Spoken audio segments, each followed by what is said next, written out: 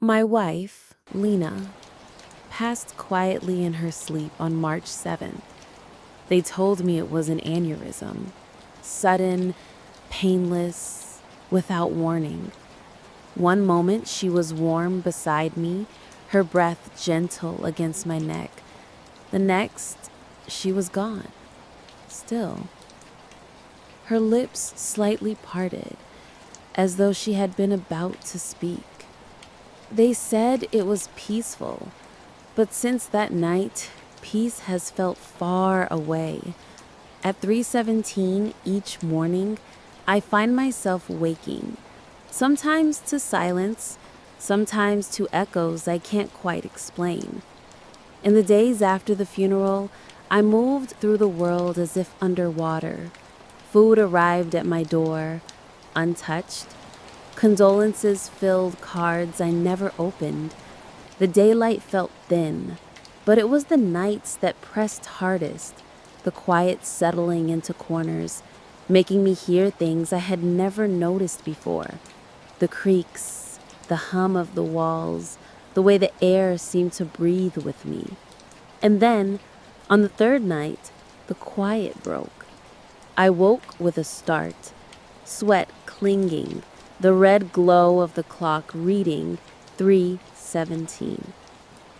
At first, I thought it was only the wind, but something in me knew otherwise.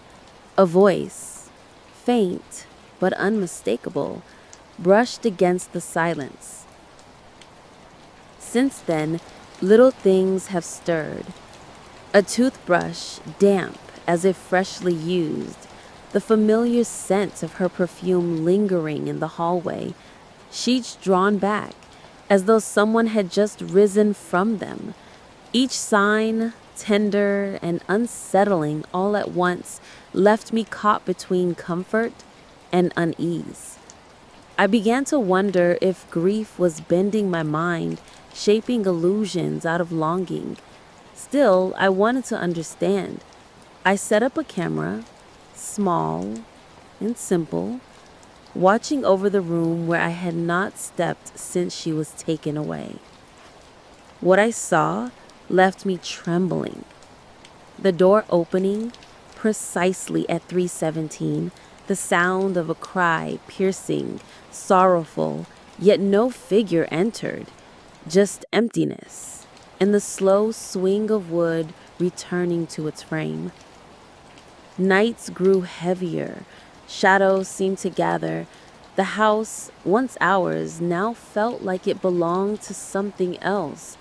A mirror cracked without reason. The cat lingered at Lena's door, her cries raw with the grief of her own. And a sense began to spread after each passing 3:17. Not her perfume this time, but something damp, earthen, and old. I tried to leave, yet even far from home, reminders found me. Her wedding ring, set gently on a pillow, though it had been locked away. The world itself seemed to guide me back, as though the thread between us could not be cut. And when at last I returned to her room, I found a mark on the carpet, a footprint, small, bare, and wet. Since then, I have known there is more here than absence. Something stirs through her memory, through my love. The house feels like a threshold now, her presence like an opening, as though she is not simply gone, but waiting at the edge of something vast. And though I fear what lies beyond that opening, though each night it draws nearer, I cannot turn away. Because she was Lena. Because she is still Lena in some way. And even if what comes is not the peace I longed for, I find myself ready to face it. For love does not end with death. It lingers. It calls. And sometimes it answers.